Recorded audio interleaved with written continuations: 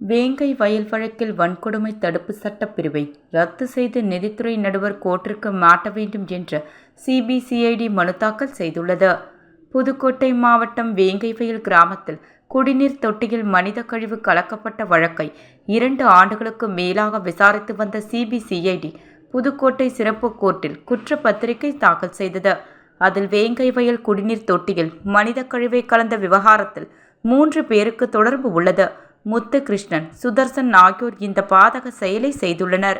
முரளி ராஜா பொய்த் தகவல் பரப்பியுள்ளார் என்று குற்றம் சாட்டப்பட்டிருந்தது. முத்துக்காடு பஞ்சாயத்து தலைவரின் கணவரை பழிவாங்கும் நோக்கில் குற்றம் செய்துள்ளனர் என்று தெரிவிக்கப்பட்டுள்ளது. குற்றம் சாட்டப்பட்டவர்கள் வேங்கை வயல் கிராமத்தை சேர்ந்தவர்கள்தான் என்றும் வெளியாட்கள் யாரும் இந்த செயலில் ஈடுபடவில்லை என்றும் கூறப்பட்டிருந்தது. கோர்ட்டில் தாக்கல் செய்யப்பட்ட இந்த அறிக்கையில் முரண்பாடுகள் இருப்பதாக கூறி எதிர்ப்புகளும் விமர்சனங்களும் கிளம்பியது.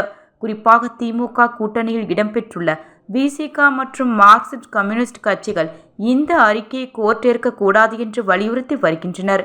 மேலும் இது தொடர்பான வழக்கு விசாரணையை சிபிசிஐடியும் ஒப்படைக்க வேண்டும் என கோரிக்கை விடுத்து வருகின்றனர். இந்த நிலையில் வேங்கை வயல் வழக்கை நிதித்துறை நடுவர் கோர்ட்டுக்கு மாட்ட வேண்டும் என்று சிறப்பு கோர்ட்டில் சிபிசிஐடி மனு தாக்கல் செய்துள்ளது. அந்த மனுவில் குற்றம் சாட்டப்பட்ட 3 பேரும் பட்டியலின சமூகத்தை சேர்ந்தவர்கள் என்பதால் வன்கொடுமை தடுப்பு சட்டப்பிரிவை நீக்க வேண்டும் என்று தெரிவிக்கப்பட்டிருந்தது. முன்னதாக குற்றப்பத்திரிகையில் பல்வேறு முரண்பாடுகள் இருப்பதால் அதனை ஏற்கக்கூடாது என்று குற்றம் சாட்டப்பட்டவர்கள் ஏற்கனவே மனு தாக்கல் செய்திருப்பது குறிப்பிடத்தக்கது.